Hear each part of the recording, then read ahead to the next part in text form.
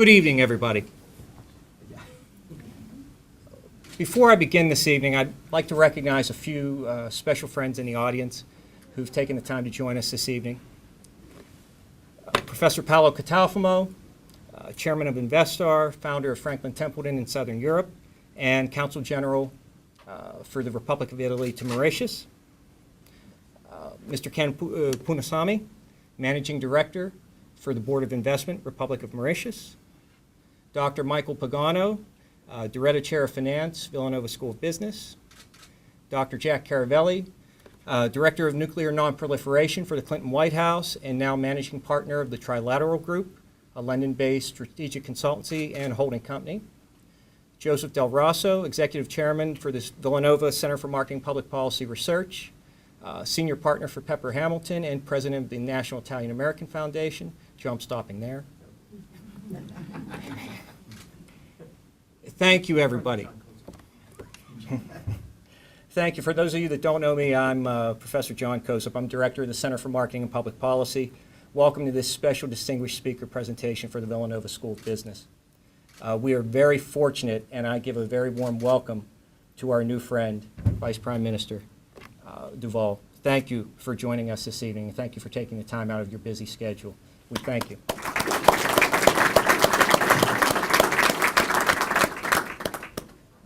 It's a special evening tonight because we don't often get together as graduate students. We have a room full of, with a couple exceptions of some of our top undergraduates, we have a room full of master's students, some of the cream of the crop of our MBA program.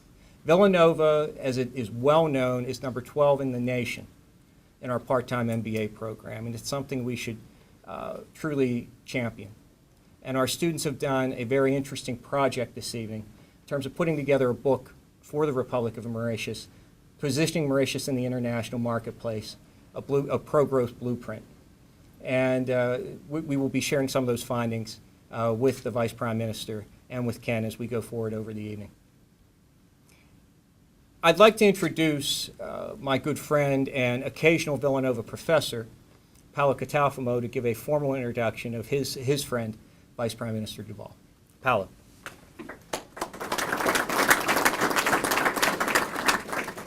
Thank you, John. I'm really very pleased and honored to be able to introduce very dear friends for almost 25 years and a very successful entrepreneur in the private sector first and a true political leader. I've been knowing Xavier DUVAL for many, many years. I had a fortune to meet his father first, and his father was really one of the true fathers of Mauritius, which, as most of you know by now, after the great work you have done, is one of the most successful countries in Africa, probably the most successful country in Africa. And Xavier, after a very successful business career in chartered accounting, after studying in Belgium and UK, he decided to step into politics, becoming the head of his political parties, and then covering pretty much all the positions in the governments. He has been, in fact, a Minister of Industry, Minister of Tourism, Vice Prime Minister and Minister of Tourism, Minister of Social Integration, and at the end, most recently, very successfully, Minister of Vice Prime Minister and Minister of Finance and Economic Developments. I'm not going to take you any more time out of his very interesting presentations. I just wanted to, again, thanks Villanova for hosting us today, and I believe this can be a very meaningful first step of hopefully a very long cooperations in supporting the very exciting path that Mauritius has undertaken to become a truly developed service center for probably the most interesting, exciting areas that need to be developed in the world, which is Africa. And with that, I leave to the Dean, Kevin Clark. Thanks, Paolo. So this is a very special occasion for us in the business school. We, as you know, we have several pillars that underpin our approach to education, both at the undergraduate and the graduate level. But foremost amongst those is the development in you of a global mindset. And so folks like yourself come to Villanova from a variety of experiences. Some are well-traveled, some are less so. But at the end of the day, when you're completing your degree, we hope that you have a broader understanding of the world and your position within it and what the possibilities are as you enter your career and indeed your broader life in terms of making an impact on society, global society. And so when we have the opportunity to have someone with the breadth of experience and the different sort of perspective on the world that Vice Prime Minister DUVAL has, it's quite a special occasion for us. And so we thought it appropriate to bestow upon, please rise, the ceremony here. We thought it appropriate to bestow on Xavier our Distinguished Foreign Leader Award for taking the time to come to us, share his experiences, and hopefully enlighten us a little bit on the way, on the path to this global mindset. So, thank you.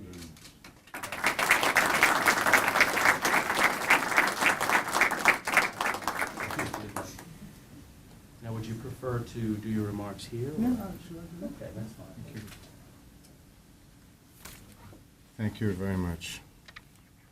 I'll get the protocol.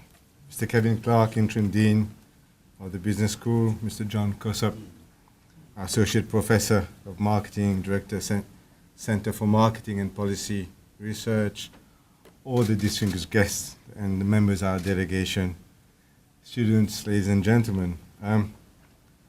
Good afternoon. Thank you very much for the award. I feel very much honored to be here this afternoon to accept the award. And I think I accept this award not on my own behalf, but on behalf of our little country, which has done quite well over the last 44 years since independence in transforming its economy and improving the well-being of its citizens. And we're especially happy because coming from this university, which has been founded on values of truth, community, caring, and leading through service. Values, I think that the lecturers and the professors are passing on to you students. So perhaps this afternoon I'll make a small presentation, not very technical, small presentation on our country, but I'll be very happy if I can to answer all the questions that you have afterwards. I'll be very. And firstly, I'd like to thank you, all of you who have taken part in this study. We are honored in Mauritius that you've taken the trouble, I think over 5 weeks, to learn about the country. I'm sure some of you may know more about Mauritius than I do myself, and I get this impression from John anyway. Now Mauritius, if you have to fly to Mauritius, the quickest way through Dubai, it'd take you about 20 hours. So it's not very far, really. It's not very far. It's very pleasant these days. It's a small island of 1,860 kilometers square. It's off the coast of Africa. So you see Africa, Madagascar, and then you get Mauritius. So that will explain why we think we can also be what Singapore was to Asia, or what Hong Kong was to China. Now, we gained independence in 1968. We didn't have to fight for it. We were happy to get rid of us. And so we gained independence at that time, and we were a very, very poor country. In fact, you would see as you went along the countryside, a lot of straw huts, mud floors, and that was how the population lived. We were at the mercy of cyclones, etc. Very poor country. In fact, a very famous Nobel Prize winner called Mr. James Mead, I don't know if he came to Mauritius, but he made a report on our future. And he was very pessimistic. This country is doomed. And in fact, many people started to leave the country after independence for other places such as Europe and Australia.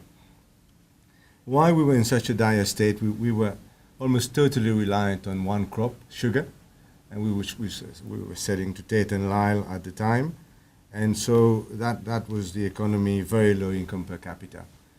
After elections, we didn't have to fight for independence. That was a good thing. So we never had an army. At that time, we didn't have an army. Now we don't have an army. So we don't have any coup d'etats as well. So since that time, we had a very enlightened Prime Minister called Sir Siv Sagar Ramgoolam. His son is Prime Minister now. And he gave a lot of attention to education. He said, okay, free education for everybody. Let's everybody have free education. And that is up to tertiary. Even today, universities in Mauritius are maybe not as good as here, but they are free.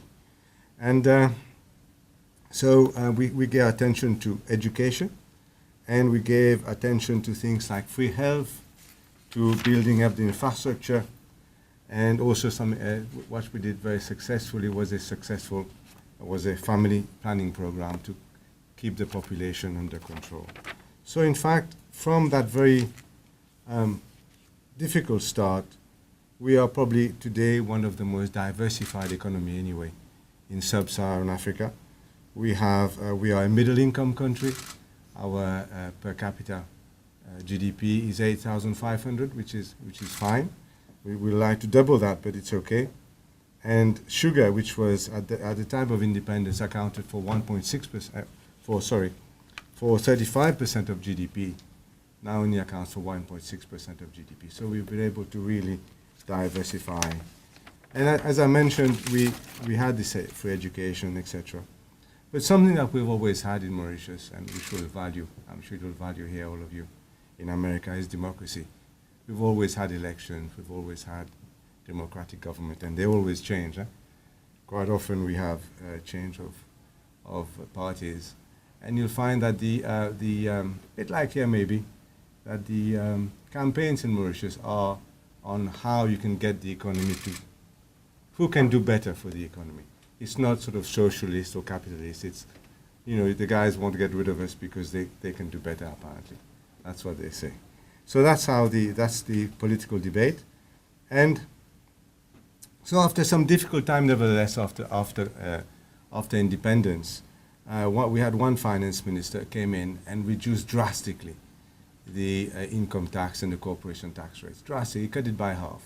Thinking rightly, I think, that what's important is not high tax rates, but high tax revenue.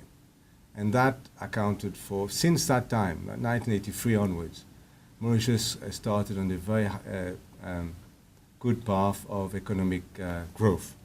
And we moved from this sugar economy, we attracted textile industries, and the money made from sugar was reinvested in the country. We were a democracy, so people would keep the money in the country, and it went into high-class tourism and to all the sectors that we know today. Perhaps I'll just touch on that in a moment. So we had we believe in a low tax base, and recently in my last budget we reduced taxes further, going against the trend in the world, thinking maybe we could attract some of the loose money around. No, our economy has been very export-oriented. We export most of what we produce, but unfortunately we also import most of what we consume. This is life. No, so we've had a protectionist approach also, which is no longer the case now. We've gotten rid of most of our import taxes. And perhaps what characterizes Mauritius has been striving for excellence. The culture of the people is generally to try and do well in whatever we do and try and aim for high quality. So if you look up Mauritius tourism, we'll see probably some of the nicest hotels in the world. Hope you'll come one day and try them. And same for our sugar, for our financial services. We try and do very well, whatever we do. Now, other reforms that have been done more recently have been in the ease of doing business and the governance of Mauritius. We are very proud, in fact, to be the first African country to be in the top 10 of the Economic Freedom Index published by Wall Street and the Heritage Foundation. And the next African country is South Africa, and South Africa is 33rd, I think. I'm not sure where the USA is, but not far from us. First, I think, is Hong Kong. And in fact, we've been, in most of the indices, we've come first, or very near to first, in terms of good governance for the Mo Ibrahim on corruption and things like that. We do try. As far as ease of doing business, we are 23rd, which is the index published by the World Bank. So we've got very sound public finances, important at the moment. Our public sector debt is 54% and going down. The budget deficit this year should be about 3.5%, which is very reasonable. And we're only borrowing to invest. We're not borrowing for recurrent expenditure. Now, what's our economy all about these days? Tourism accounts for about 10% of our. We have about 1 million tourists. We have generally high-spending tourists. We don't have quantity, but quality. So tourism 10%, manufacturing 18%, financial services 10%, of which the offshore financial services center is about 5%, but accounts for 20% of our corporate tax revenue. And you may have read about the issues concerning the Indian double taxation agreement and all the hullabaloo about that. So, but we also have a vibrant ICT BPO sector. We are bilingual. We try and speak both English and French. And about 15,000 of our citizens work in the call centers and ICT. And we also, believe it or not, we are very good at seafood processing. And we export 130,000 tons of fish. That's a lot of fish to the EU and to the US. We have nowadays one of the lowest tax rates in the world at 15%. I just abolished capital gains tax, the remaining capital gains tax that existed, and we have no taxation on dividends and no taxation on back interest. So believing that not lower tax rates, not higher tax rates, but higher tax revenues. And generally our tax revenues have been very buoyant, although these days with the recession, well, no, not the recession, but with the crisis, things are getting harder. So since 2000, we've been able to boast probably a higher growth rate than the world average, except for 2 years when the opposition were in parliament, were in government. And that's what we keep reminding them of that. That was 2002 and 2005. Now going forward, Prime Minister launched recently in the new government program, the Economic and Social Transformation Plan. We want to do a little bit like Malaysia. I don't know if you've seen what McKinsey's are doing with Malaysia. And we want, during that period, to achieve a substantial growth in our GDP per capita. And we want to achieve a social transformation that will create much greater well-being for our population. So we want to move from a middle-income country to a high-income country over the next 10 years. One of the things that we consider ourselves to be very fortunate about is our location. We were always unfortunate in being very far off from the main centers of activity, except in the very old days, 18th, 19th century, when Mauritius was known as the star and key of the Indian Ocean because of its presence on the sea routes, and you would come and fuel, and not refuel because it was wind, but get your provisions from Mauritius. But nowadays, we see ourselves a bit of a star and key of Africa, if you want, because we see Africa, I think we all agree on that, as the next frontier. The IMF just published forecast rates for Africa, about 5.5% over the next few years annually. And so we see that there'll be tremendous FDI flows into Africa, tremendous requirements for the young population of Africa, and we'll talk quickly about the education and medical hubs that we want to create in Mauritius. So we are here a few hours away from Africa, and I'll give you some of the figures in a moment, but we want to develop ourselves as a regional center for education, and we're interested in what we're doing here in terms of higher education in Philadelphia. We want to be a center for high-tech medicine, people who get flown in when they are sick in the region, and also a place for residents for high net worth individuals who want to leave some of the volatile countries in the region. And also, as I mentioned before, a center for financial services. Now, Mauritius, mainly because of its treaty with India, accounted for 40% of the FDI going to India over the last years. And that's a lot of FDI into billions and billions of dollars.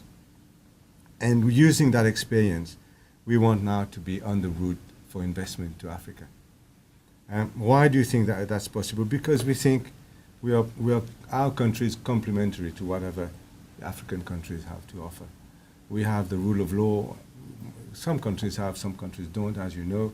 We have one thing that saved us from a lot of trouble is the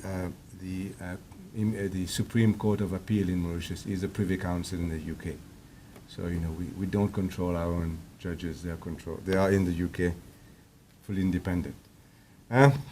We have a stable democracy. We have security. It's very secure, low crime country. Excellent communications, excellent professionals. I'll give you some figures. I'm a chartered accountant myself from the UK. But we have a lot of accountants in Mauritius. We have one accountant for every 900 people in Mauritius. And if you think that's not a lot, but in South Africa, it's one accountant for every 2,000 people. In Kenya, one accountant for every 7,000 people. So, for lawyers, we have one barrister for every 2,500 Mauritians. Kenya, it's one barrister for every 9,000 Mauritians. And in Botswana, 14,000. And just the last figure, as far as doctors are concerned, we have one doctor for every 800 Mauritians. There's one doctor for every 1,200 South Africans, and one doctor for every 18,000 Rwandans. So we have things to offer to Africa, and we want to offer a fully integrated service to investors into Africa. We're talking to some of your professors here on the stock exchange, for instance, and the need for us to build and internationalize our stock exchange. We want someone to come to Mauritius, investing into Africa, and be able to find every service there and have the substance that is required. Because we think that an offshore center, if it doesn't generate substance, hasn't got a big lifetime. So we also, with the problems with India, it's a silver lining, cloud with silver lining, we think, will be obviously now help to provide substance to companies which use the Mauritius route for India, and that's going to create even more work for our people. So going forward, we're very confident about the future. The economic and social plan includes something which I really believe in, which is the change in mindset. I mean, you don't have real problems, you always have people problems. And we need to change the mindset and continually improve the mindset of the people, so far as our outlook on productivity, how hard we work, on health, how we take care of ourselves, on the environment, on everything, on community relations. We need to change our mindset and continually improve. And we see that the concept of social marketing, being able to change people's mindset, is very important in the next 10 years with the economic and social development plan. So we want to make of Mauritius a better place in every aspect to live in. In a nutshell, our vision for our country is to become a high productivity, high efficiency, high wage economy, because the end of it all is to be able to pay our citizens well. Now, I'd like to thank you very much for this very interesting study. I've had a look briefly through it, and it's really very well done. Thank you very much, and congratulations for that. One thing which I did in the past, and which has gotten me some problems, was the branding exercise for our country. It's a very tricky thing to do, because people don't, there's always, in a small country like Mauritius, people always like to criticize and bring down your neighbor. We had a firm called Akanchi, who did the branding, a very well-known firm. And they did the branding. They came up with one slogan for Mauritius, but maybe the problem, the mistake was to look from the start for a brand for the whole country, which was so diversified as Mauritius. And so with the logo, and then the tagline was Mauritius, c'est un plaisir. It was bilingual. And Mauritius, it's a pleasure. I had a lot of problems with that. I didn't think I would have a lot of problems with that phrase, but I had a lot of problems with that phrase. People were saying lots of things into it, which I didn't look at, I didn't think of. And so it's not been dropped, but it's a bit on the back burner. And maybe the idea is to try and see how it can be reworked again, and how perhaps we can look at the sectoral branding, so that we don't at the same time waste the good work that Akanchi did in analyzing, making a blueprint of this Mauritian society at the time. And they saw one of our strengths, they saw was the sheer diversity of the population. So that has to be looked at. And also, you know, so as not to waste what you've done and to take it forward, let's talk about, you know, seeing how the university, maybe we are very happy, we are very open government. We'd like to think maybe we could work together. You have a very different viewpoint, I'm sure, from where we are 20 hours flying away.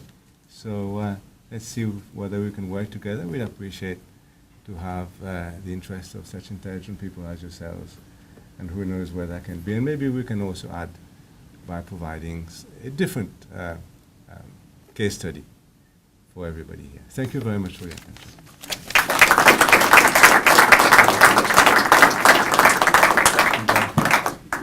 If you have any questions, with great pleasure.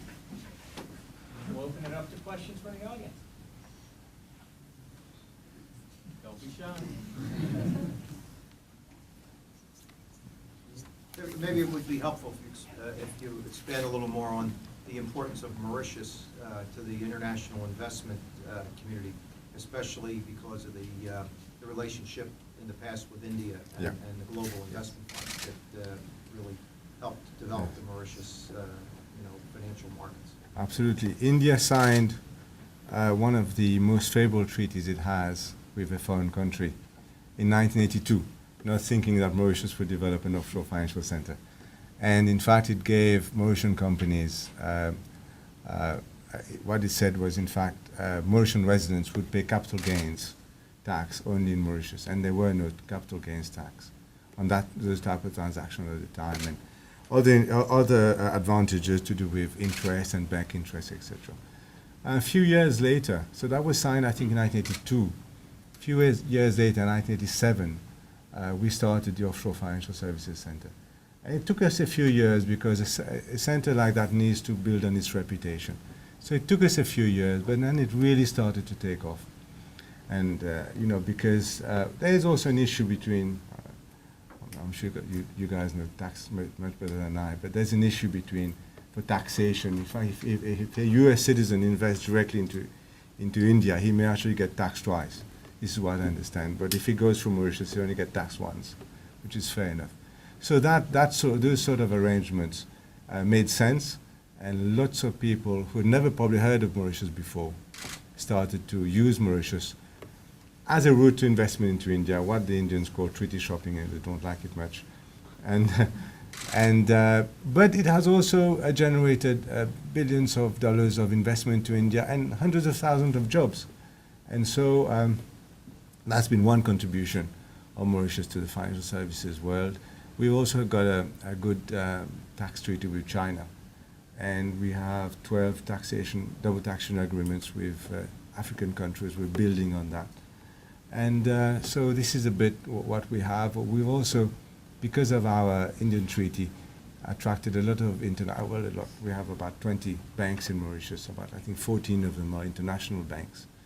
And they also generate a lot of work for our citizens. I don't know if that answers the question, but basically now we'd like to be the anchor for anyone wishing to work in Africa. Other questions? Yeah. Not too difficult, please, huh? No, I'll try to make this easy. Softball. When you talk about the quantity of white-collar workers like accountants and lawyers and doctors, how does a country like Mauritius market not only the quantity but actually the quality of the individual to the what kind of challenges do you face? We have a few challenges, but what we've tried to do is to fully because we're not actually physically part of Africa, and also because our population is very diversified ethnically. What we've tried to do is to firstly politically associate ourselves very much in Africa. So we're part of COMESA, SADC, African Union, and we're trying to host a lot of the African, quite a few of the African regional organizations in Port Louis, in our capital. So that's one way. It has been to try to get politically into that. And The other way, it's not that easy to actually to work, and even in the political economy of Africa. But we've been quite successful, but we think we should be even more successful. But the thing has been into getting into the political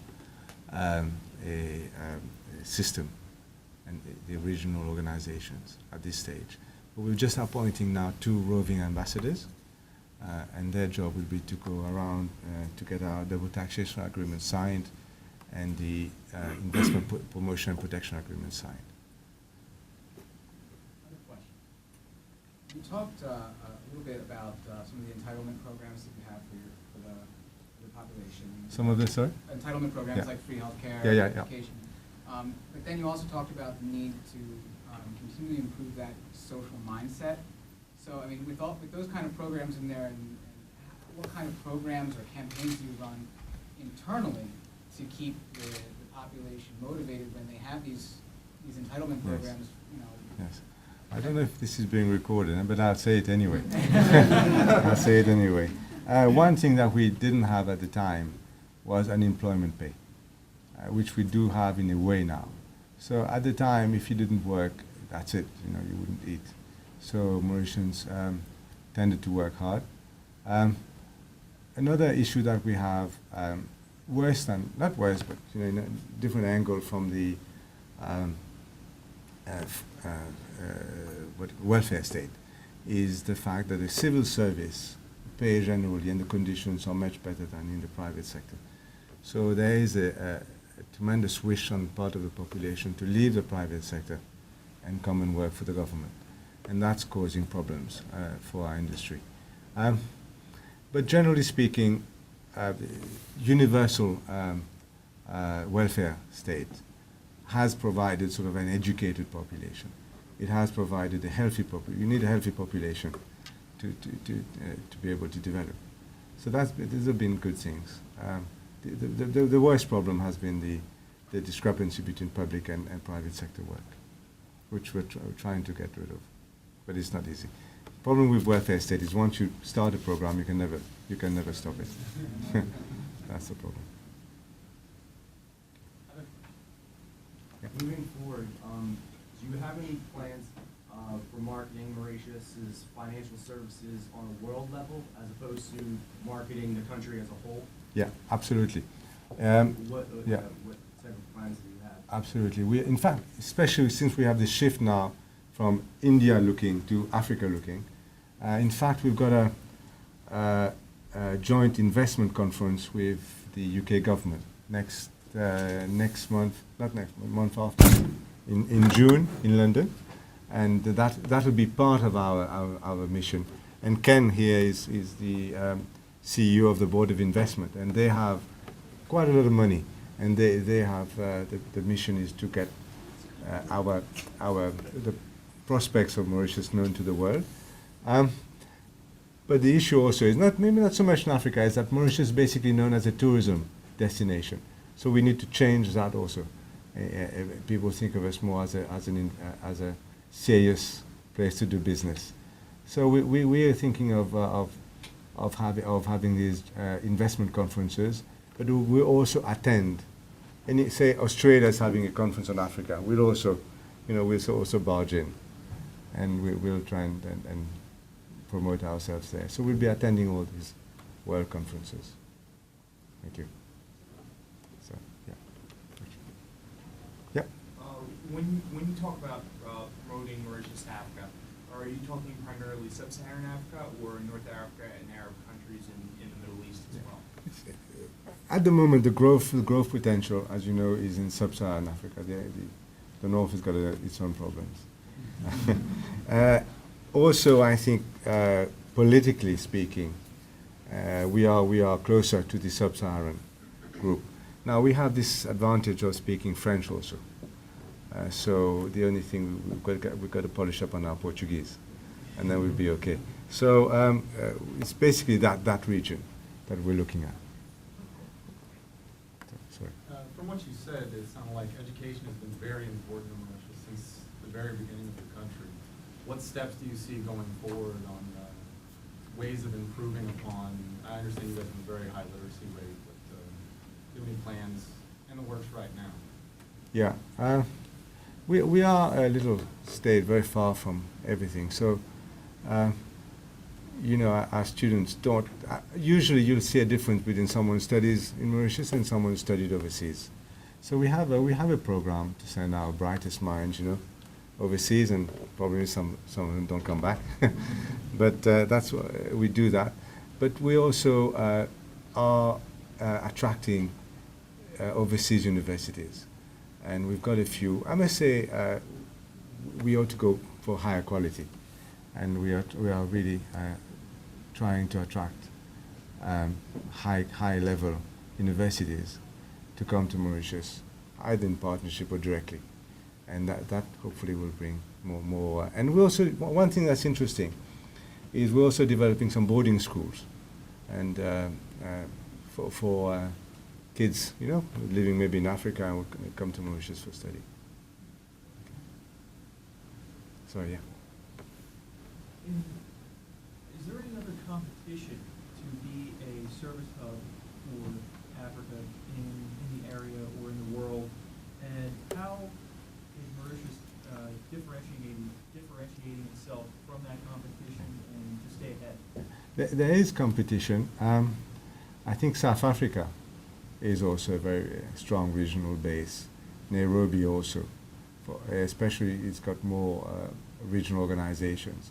One weakness we have is our lesser air connectivity with the rest of Africa. For instance, we've got a very large area of land, about 200 hectares, we gave to the Chinese, to call it the Jinfei Economic Zone, for them to attract basically Chinese businesses to Mauritius, and it will be a sort of showcase for Africa. And the problem has been it hasn't really been able to take off. One, marketing hasn't been very good, but then there's also the problem of air connectivity, and we've got to be able to sort that. It's a bit of a chicken and egg situation because you have no passengers, you probably don't get an airline either.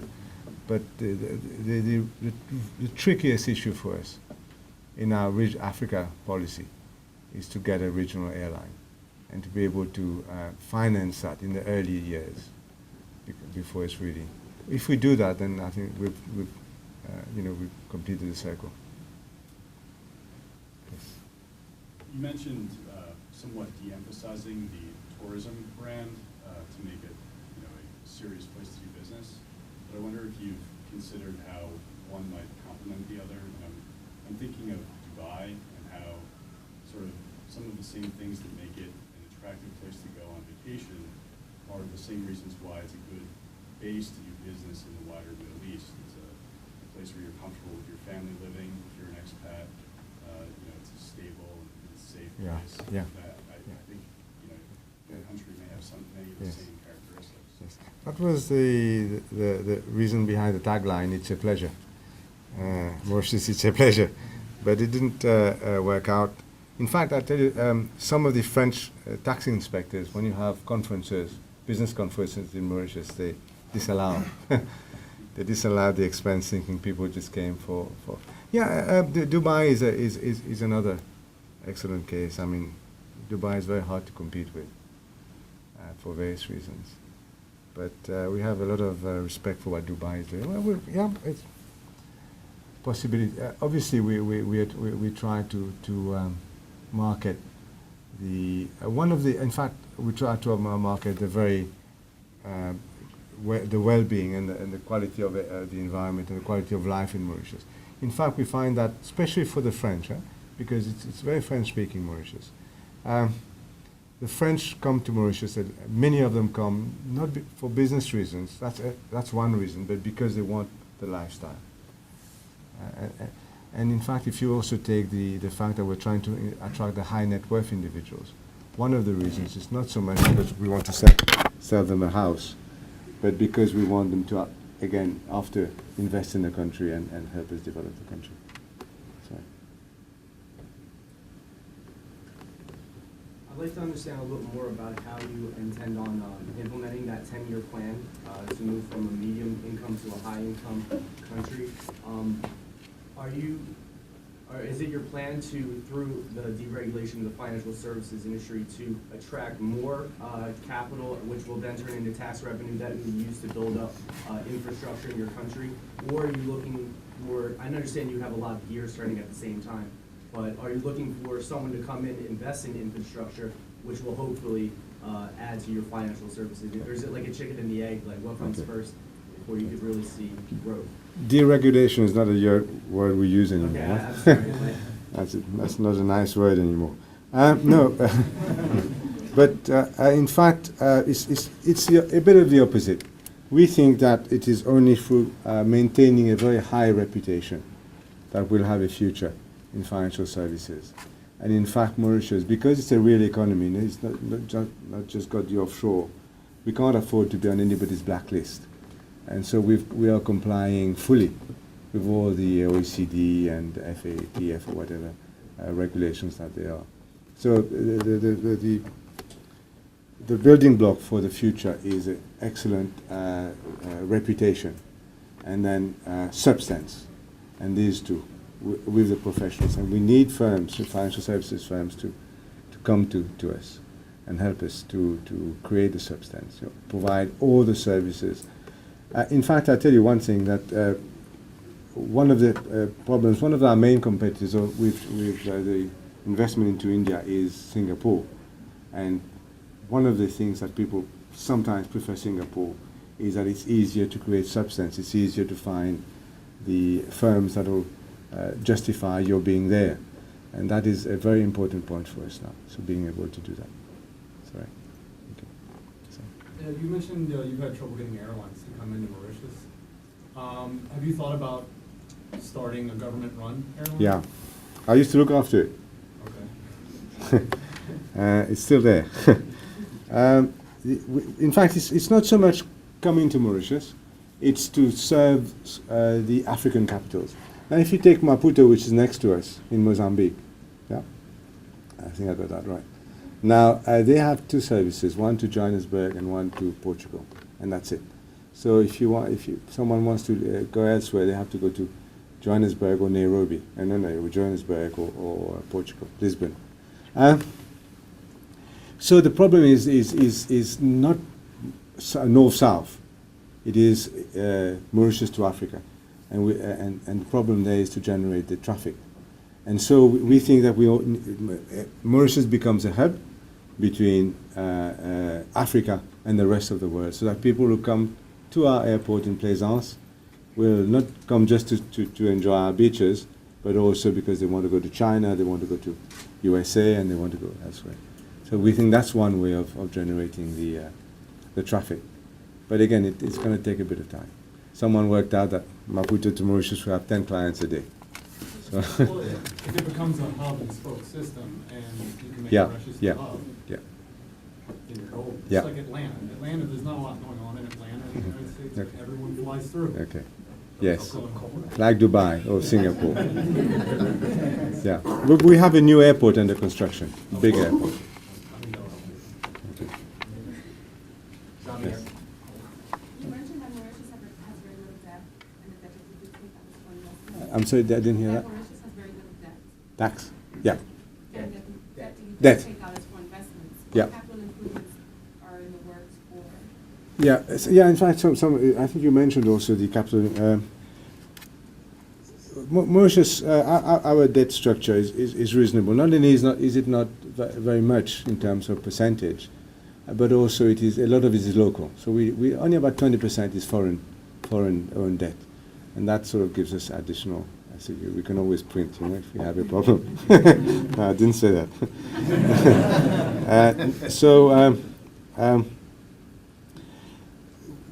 Our infrastructure. I suppose we're going back. It was the economic. We didn't do a huge amount. We're just now getting onto a very large road building program, and a lot of the future work will be through PPP, private-public partnership. In fact, we have a nearly $1 billion road program going. The tenders will be opened shortly for a bridge and a tunnel around Port Louis, and that'll be a PPP project. And we see a lot of the, in fact, the airport is also, well, not really, but part of it is PPP. So, and the port is being privatized, and we're just selling the casinos and stuff like that. So we see a lot of private sector space being created for that. And that'll be, I suppose, the major infrastructure works now will be the completion of the road program and the mass transit railway or road system. All PPP. Xavier, thank you. Thank you very much. You're welcome.